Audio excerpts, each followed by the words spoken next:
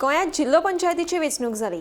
सकाळी 8 सावन सांजेच्या 5 वरां मेरेन चलिल्लें मतदान पळयलें जाल्यार पुराय गोंयांत सुमार 63% मतदान जालें।